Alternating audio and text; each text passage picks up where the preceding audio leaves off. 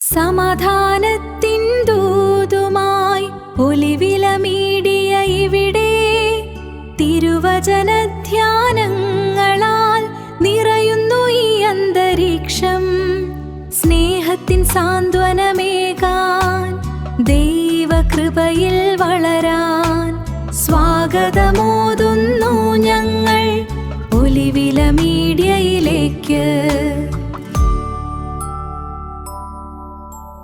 ദൈവനാമത്തിന് മഹത്വമുണ്ടാകട്ടെ. സൗഖ്യം വളരെയധികം ആവശ്യമായ ഒരു സമൂഹത്തിലാണ് നാമും ജീവിക്കുന്നത്. ശാരീരിക സൗഖ്യം മാത്രമല്ല, ആന്തരിക സൗഖ്യവും.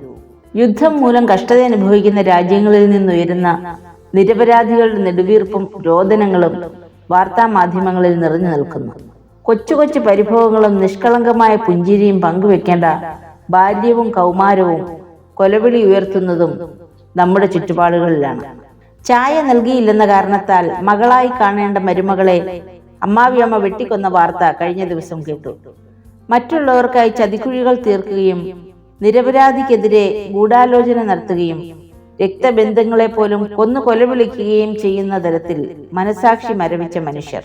മതത്തിന്റെയും ജാതിയുടെയും വർഗത്തിന്റെയും രാഷ്ട്രീയത്തിന്റെയും ഒക്കെ പേരിൽ നടക്കുന്ന കലാപങ്ങളും നമ്മുടെ നാട്ടിൽ വിരളമല്ല.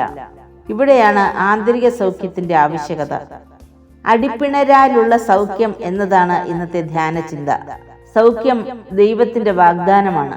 അടിപ്പിണരാലുള്ള സൗഖ്യം ക്രിസ്തുവേശുവിന്റെ വേദനകളിലൂടെ, മുറിവുകളിലൂടെ ചൊരിയപ്പെട്ട വിടുതലാണ്. വിശുദ്ധ യോഹന്നാൻ എഴുതിയ സുവിശേഷം 11-ാം അധ്യായം 47 മുതൽ 53 വരെയുള്ള വാക്യങ്ങളിൽ മഹാപുരോഹിതന്മാരും പരീശന്മാരും സംഘം ചേർന്ന് യേശുവിനെ ഇല്ലായ്മ ചെയ്യാൻ ആലോചിക്കുന്നതിനെ കുറിച്ചാണ് രേഖപ്പെടുത്തിയിരിക്കുന്നത്. വിശുദ്ധ യോഹന്നാൻ രേഖപ്പെടുത്തിയിട്ടുള്ള യേശു ചെയ്ത 7 അടയാളങ്ങളിൽ അവസാനത്തേതാണ് 11-ാം അധ്യായത്തിന്റെ ആദ്യ ഭാഗത്ത് പറയുന്ന ലാസറിനെ മരണത്തിൽ നിന്നും ഉയർപ്പിച്ച സംഭവം. ഈ സംഭവത്തിന് ശേഷം ഉണ്ടായ പ്രതികരണം വ്യത്യസ്തമായിരുന്നു. യഹൂദരിൽ പലരും അവനിൽ വിശ്വസിച്ചു എന്ന 45-ാം വാക്യത്തിൽ കാണുന്നു. എന്നാൽ ചിലരാകട്ടെ അതൊക്കെയും പരീശന്മാരെ അറിയിക്കുന്നുണ്ട്. ഇതിന്റെ തുടർച്ചയായാണ് ഈ കൂടിയാലോചന. ഇത്രയും നാൾ തങ്ങളെ വിമർശിച്ചും അത്ഭുതങ്ങളും അടയാളങ്ങളും ചെയ്തു നടന്ന ഗലീലക്കാരനായ യേശു ഇപ്പോൾ ഒരു വലിയ ജനക്കൂട്ടത്തിന്റെ ഗുരുതുല്യനായി തീർന്നത് മതനേതാക്കളെ അലോസരപ്പെടുത്തിയിരുന്നു. അതിനാലാണ് അവർ അവനെ വാക്കിൽ കൊടുക്കുവാൻ എപ്പോഴും തക്കം പാർത്തിരുന്നത്. എന്നാൽ ഇപ്പോൾ ലാസറിനെ ഉയർപ്പിച്ചതിലൂടെ പുനരുത്ഥാനവും ജീവനും താൻ തന്നെയാണെന്നും യേശു തെളിയിച്ചു. അത് അവരിൽ അസ്വസ്ഥതയാണ് ഉണർത്തിയത്.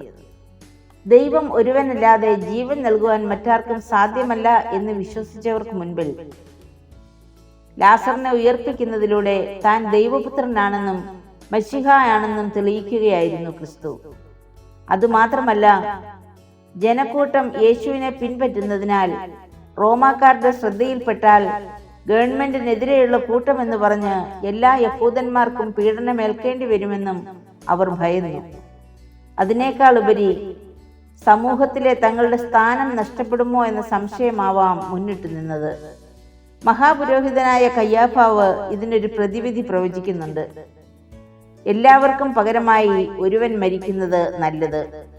അവൻ തന്റെ സ്വാർത്ഥത മൂലം പറഞ്ഞതാണെങ്കിലും ദൈവം അതിനെ തന്റെ രക്ഷാപദ്ധതിയിൽ മുന്നമേ കരുതിയിരുന്നുവെന്ന് യെശയ്യാ പ്രവചനം ഓർമ്മിപ്പിക്കുന്നുണ്ട്.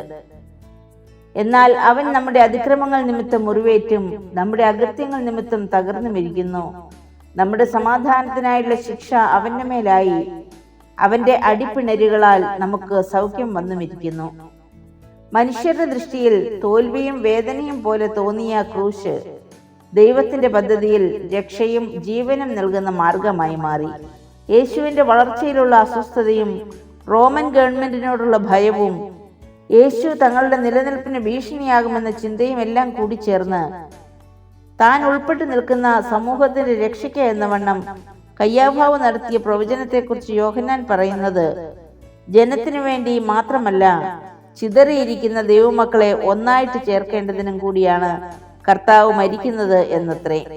പാപത്തിൽ നിന്നും വിടുതൽ പ്രാപിച്ച് ദൈവവുമായുള്ള ഐക്യത്തിലേക്ക് മനുഷ്യനെ കൈപിടിച്ചുയർത്തുന്നതാണ് ക്രിസ്തുവിന്റെ പരമയാഗം.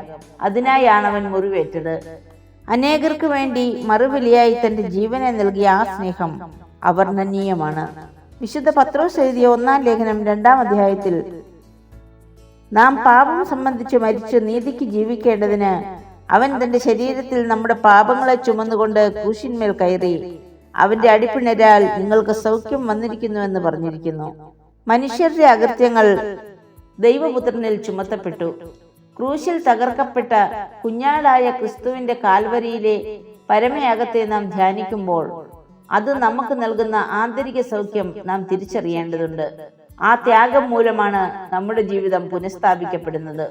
ഇന്ന് നമ്മുടെ ചിന്തകളും പ്രവൃത്തികളും എപ്രകാരമുള്ളതാണ് എന്ന് ചിന്തിക്കാം. മറ്റുള്ളവരെ കരുതുന്നവരാണോ അതോ ചതിവും വഞ്ചനയും വൈരാഗ്യവും ഒക്കെ നിറഞ്ഞ മനസ്സുള്ളവരാണോ നാം? നമ്മുടെ കൂടിയാലോചനകളും കൂട്ടായ്മകളും കൂടിച്ചേരലുകളും ദൈവമഹത്വത്തിനാണോ അതോ മറ്റുള്ളവരുടെ പരാജയത്തിനുള്ളതാണോ? ക്രിസ്തുവിന്റെ ആണിപ്പഴുതുകളിൽ വീണ്ടും മുറിവേൽപ്പിക്കുന്നവരാകുന്നില്ലേ നാമും പലപ്പോഴും? ക്രിസ്തു നൽകുന്ന സൗഖ്യം സ്വീകരിക്കുവാൻ നമുക്ക് സാധ്യമാകുന്നുണ്ടോ? ക്രിസ്തുവും നിങ്ങൾക്ക് വേണ്ടി കഷ്ടം അനുഭവിച്ചു. നിങ്ങൾ അവന്റെ കാൽച്ചുവടുകളെ പിന്തുടരുവാൻ ഒരു മാതൃക വെച്ചേച്ചു പോയിരിക്കുന്നുവെന്ന് പത്രോസ് അപ്പോസ്തലൻ ഓർമ്മിപ്പിക്കുന്നു. അതേ സ്നേഹിതരെ, ആ മാതൃക പിൻപറ്റുവാൻ നമുക്കും തീരുമാനമെടുക്കാം. നമ്മുടെ പാപങ്ങൾ നിമിത്തം അടിയേറ്റ ആ മുറിവുകളിൽ നിന്നൊഴുകുന്ന തിരുരക്തത്തിന്റെ തീർത്ഥത്തിൽ ഒന്ന് മുങ്ങി നിവരാം. അവന്റെ അടിപ്പിണരാലുള്ള സൗഖ്യത്തിന്റെ അനുഭവം ഒന്ന് തൊട്ടറിയാം. ആ ക്രൂശിതന്റെ സ്നേഹത്തിന്റെയും ത്യാഗത്തിന്റെയും നിസ്വാർത്ഥതയുടെയും ഒക്കെ ഓർമ്മ പുതുക്കുന്ന ഈ നാളുകളിൽ ക്രിസ്തുവിന്റെ ഭാവമുള്ളവരായി ജീവിതം നയിക്കാം. നന്മ ചെയ്യുന്നവരായി, അപരന്റെ കണ്ണുനീരൊപ്പുന്നവരായി മാറാം. അകറ്റി നിർത്തപ്പെട്ടവരെയും ആവശ്യത്തിലിരിക്കുന്നവരെയും ഒറ്റപ്പെട്ടവരെയും ഒക്കെ സ്വാർത്ഥതയില്ലാതെ ഒന്ന് ചേർത്ത് നിർത്താം. നമ്മുടെ ത്യാഗങ്ങളും സഹനവുമെല്ലാം സമൂഹ നന്മയ്ക്കും ദൈവരാജ്യ മഹത്വത്തിനുമായി തീരട്ടെ. യഹോവ നമ്മോട് അരുളി ചെയ്യുന്നു, ഞാൻ നിന്നെ സൗഖ്യമാക്കുന്ന യഹോവയാകുന്നു. പ്രാർത്ഥിക്കാം.